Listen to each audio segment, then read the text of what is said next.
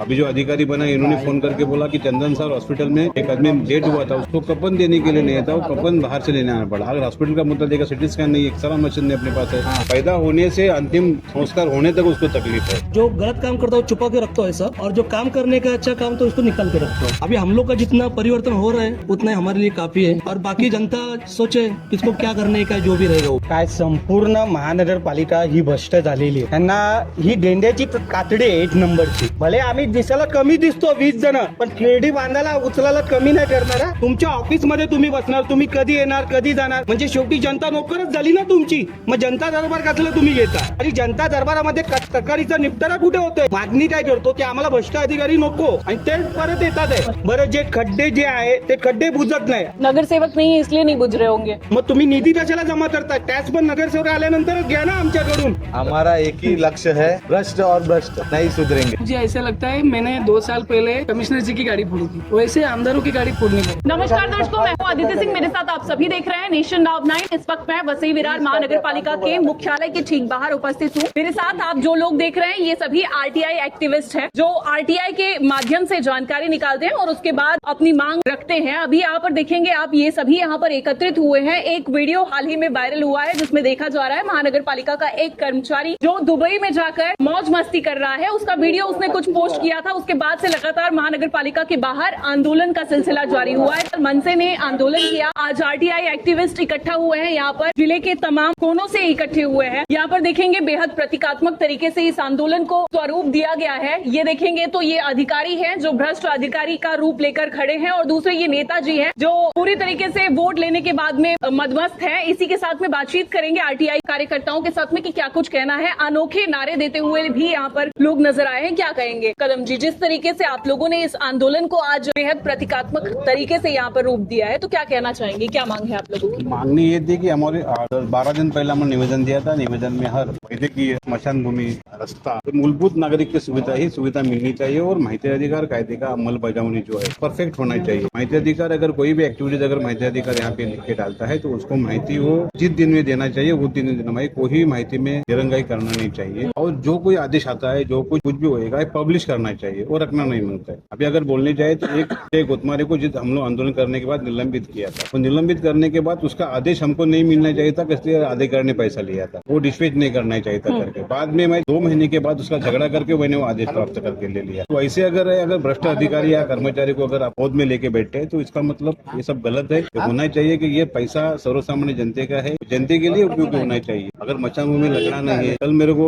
अभी जो अधिकारी बना इन्होंने फोन करके बोला कि चंदन सर हॉस्पिटल में एक आदमी डेड हुआ था, उसको कपन नहीं था, उसको कपन देने के लिए नहीं था, वो कपन बाहर से लेने आना पड़ा। अगर हॉस्पिटल का मुद्दा देखा, सिटी स्कैन नहीं, एक्सरा मशीन नहीं अपने पास है, तपास करना है, वो भी यंत्रण आपके पास अगर नहीं है तो मतलब इससे और शोकांतिका क्या है? वैसे विरासत मानने प्रशासकीय राजवट में ये सब सुविधा, नागरिक सुविधा शासनाने जो राज्य घटने के तरतूत के हिसाब से ये स्थानिक स्वराज्य संस्था बनाए हैं, ये जनते की और जनते की सेवा करने के लिए इनको यहाँ लाया है। सड़कों में जिस तरीके से गड्ढे हर बार गणपति उत्सव के पहले भर दिए जाते थे, इस बार गणपति बप्पा आए भी, चले भी गए, अब नवरात्रि का त्योहार आ रहा है, उसके बावजूद सड़कों के गड्ढे जस के तस है। जो हर साल होता है वही है, और हमने तो वही तो बोला था, अगर हर साल अगर वहाँ पे गिर रहा है। मैंने इनके एक सवाल किया जाए, क्या वसई विरार शहर में हमारे इतने गड्ढे बुझाते हैं, उसकी संख्या कितनी है? इनके पास उपलब्ध नहीं है। मैं बोला संख्या नहीं तो ठेकेदार कैसा बुझाता है और आपको बिल डालता है, वो भी इनके पास माहिती नहीं है कोई भी। अगर मैं वो आरटीआई डाल के मेरा 30-40 दिन हो गया, माहिती नहीं दे पा रहा ये लोग। मैंने बोला कि खड्डा, जो खड्डा बुझाता है वो खड्डे के ऊपर जो मटेरियल डालता है उसके बारे में मुझे बताना, कितने खड्डे आपने आज तक बुझाया वो बताना मुझे, वो भी नहीं बता रहे।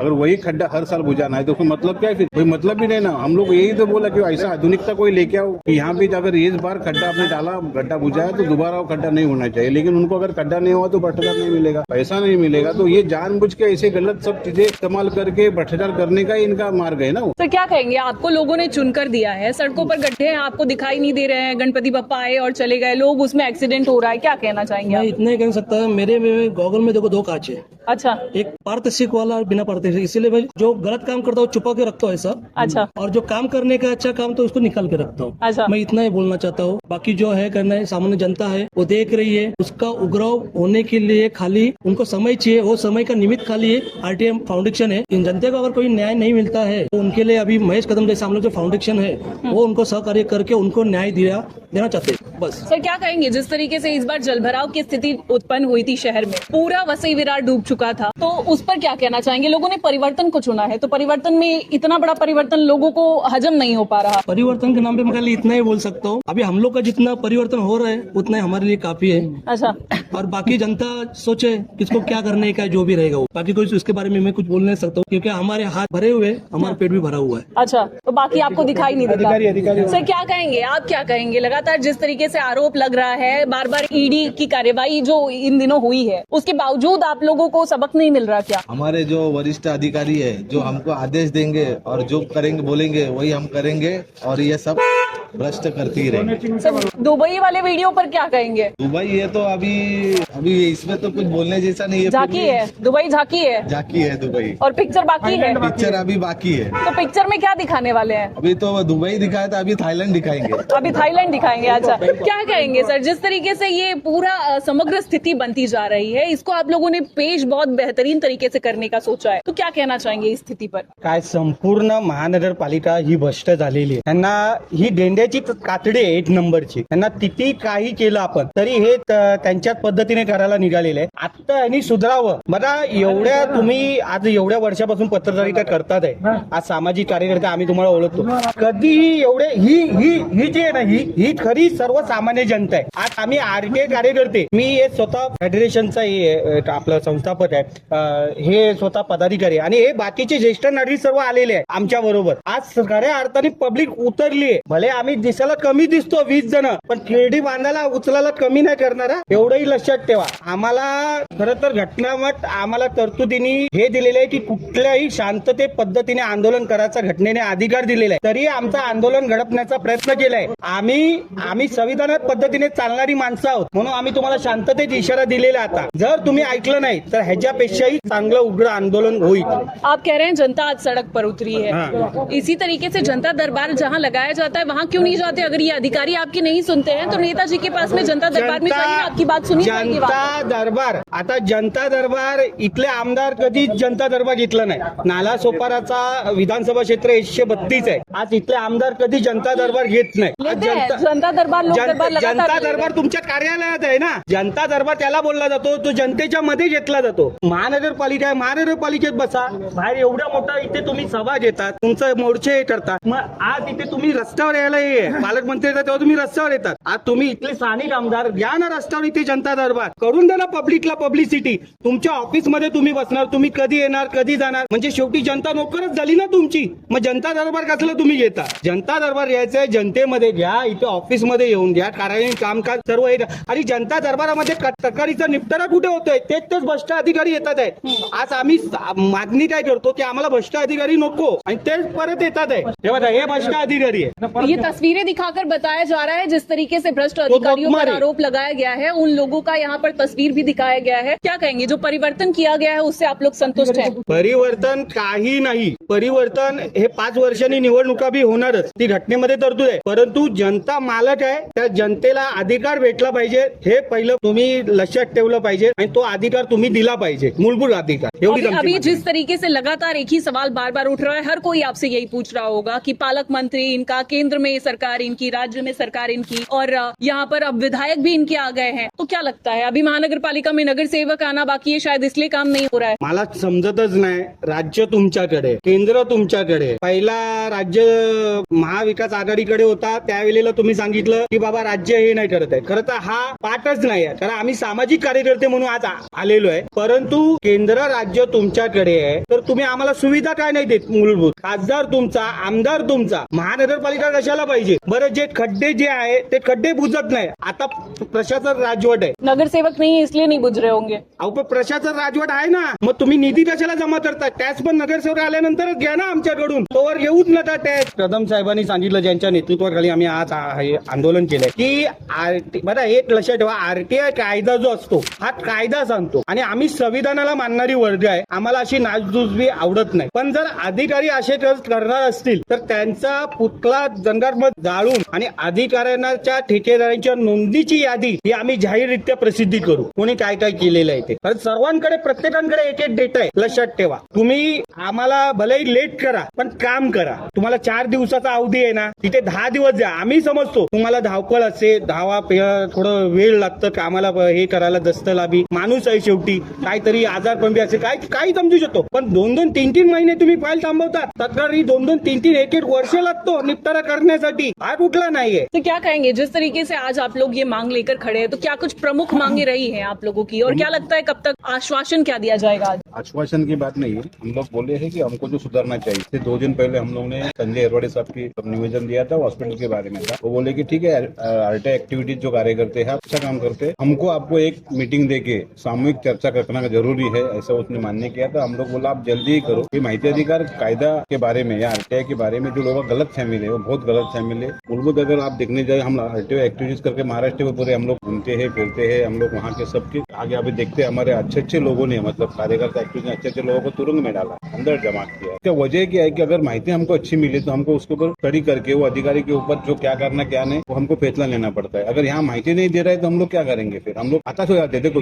प्रथम अपील करने के बाद, दूसरी अपील करने के बाद भी निर्णय नहीं आता है, शास्त्र लगते हैं. आप बीच में हम लोगों ने 39 लोगों को शास्त्र लगाया था. आज 39 लोगों को शास्त्र लगाने के बाद उसकी शास्त्र लगी जो 5,000 लगी है वो अधिकारी को, उसका नोंद उनकी सेवा सर्विस बुक में हुआ. सर्विस बुक में होने के बाद उनको प्रमोशन दिया गया. सर्विस बुक क्या होता है कि वो अधिकारी का अरसा होता है. सर्विस बुक के ऊपर ही उसका डिफेंड रहता है कि आगे क्या प्रोसेस क्या करना क्या नहीं. अगर ऐसे उसमें नो सर्विस बुक में होने के बाद अगर वो अधिकारी का प्रमोशन अगर आप कर रहे हैं तो मतलब उसका यहाँ ही भ्रष्टाचार अपने को दिखने में आ रहा है ना, नजर आ रहा है कि भ्रष्टाचार होता है कि नहीं होता है करके. तो ऐसी बहुत सारी मांग है. मैं आपको ही बोला कि नागरिक सुविधा अगर मांग बोलेगा तो इतनी मांग है कि पूछो मत. यहाँ पे ताली में रहने वाला रहेगा या बिल्डिंग में रहेगा, हर लोग को तकलीफ है. रोड सड़क पे चलने से लेके उसको, मैं यही पहली बार बोला कि पैदा होने से अंतिम संस्कार होने तक उसको तकलीफ है. अस्पताल से लेके स्मशान तक यही समस्या है ना. ये सुधरना चाहिए, करना चाहिए, वो नहीं कर रहे. हम लोग वही तो कर रहे हैं. हॉस्पिटल में अच्छा सुविधा दो, सिटी स्कैन MRI दो. क्या कहेंगे सर, क्यों नहीं सुनते इन लोगों की मांग? क्या आपके घर से पैसा देना होगा क्या आपको? हमारा एक ही लक्ष्य है, ये देखिए, भ्रष्ट और भ्रष्ट यही रहेंगे, सुधरेंगे नहीं सुधरेंगे. अरे सुधर जाइए. नहीं, ये देखिए हमारा भगवान और हमारा सब कुछ यही है. और भ्रष्ट यही है.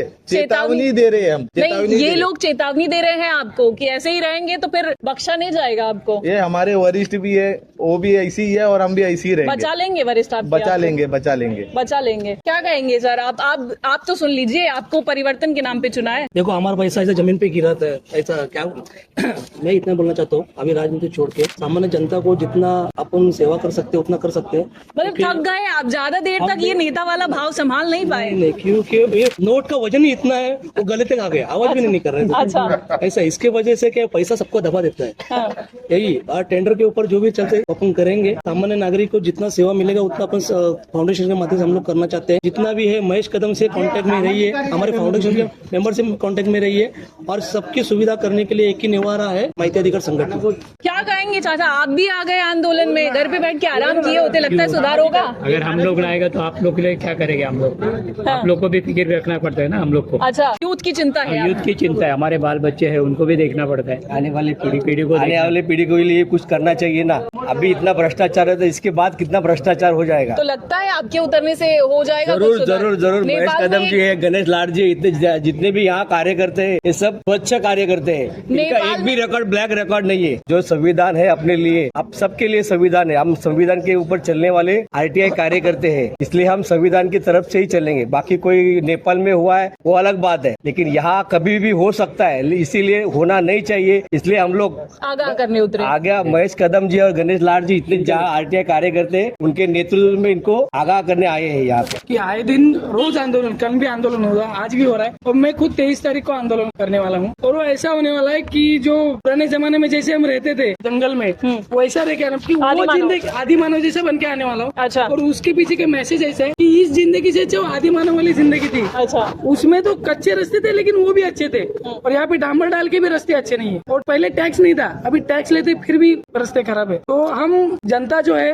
वो टैक्स भर के हमाली करती है, और ये अधिकारी बिल्डरों की दलाली करते हैं। नेताजी के लिए क्या कहोगे? परिवर्तन को लोगों ने चुना है, तो क्या पता आप कुछ कह दो नेताजी को समझ में आ जाए बात आपकी। परिवर्तन, इसे परिवर्तन नहीं कहता, ये हमें 10-15 साल पीछे लेके गए। अच्छा, आमदारों के खिलाफ ही मेरा 23 तारीख को आंदोलन है। ये नेताजी ने 10-15 साल पीछे ले गए, वो बता रहे हैं कि आपको 20 साल आगे ले गए, 5 साल में ले जाएंगे, और आप बता रहे हैं 10-15 साल पहले पीछे ले हर गए। साल गणपति में रास्ते बनते थे, गणपति के नवरात्रि आई, अभी भी रास्ते जैसे थे वैसे ही है। आप मत करो और कोई काम, लेकिन कम से कम रास्ते तो बनाओ। आज तक वसई विरार में ऐसा नहीं हुआ था कि पूरी बारिश में गणपति में रास्ते नहीं बने थे, लेकिन ये दिन बीजेपी ने और महायुति ने हमें दिखाए। तो इतिहास बनाना पड़ता है, इतिहास बनाने के लिए कुछ करना पड़ता है, वो कर रहे हैं वो ना। मुझे ऐसा लगता है, मैंने 2 साल पहले कमिश्नर जी की गाड़ी फोड़ी थी, वैसे आमदारों की गाड़ी फोड़नी पड़ी, अच्छा, तभी ये सुधरेंगे, ऐसा मुझे तो लगता है। और वो दिन ना आए, ये आमदारों को ध्यान रखना पड़ेगा। ऊपर से नीचे तक जितने अधिकारी है महानगर पालिका में सबके सब चोर बैठे हैं। अच्छा, नीचे से ऊपर तक, जैसे अनिल पवार तो घोटाला कर गया, ईडी के रेट पड़ा। अभी देखो ये अपना YSD भी वैसे ही था। अभी भी जितने अधिकारी है जैसे सबके सब चोर बैठे हैं, बाकी हमको कुछ बोलना नहीं। तो आप साफ तौर पर समझ पा रहे हैं, लोगों में काफी ज्यादा रोष है और लोग इसे प्रकट करने के लिए यहाँ पर उपस्थित हुए हैं, नोटों को लहराते हुए साफ तौर पर बता रहे हैं कि यहाँ पर जो है सब खेल रुपये का है, बाप बड़ा ना भैया, सबसे बड़ा रुपया। अब इसके बाद क्या कुछ होता है, क्या कार्यवाही होती है, ये सब कुछ देखना होगा, लेकिन हाल फिलहाल यहाँ पर आंदोलन की जो गतिविधि है ये जारी है।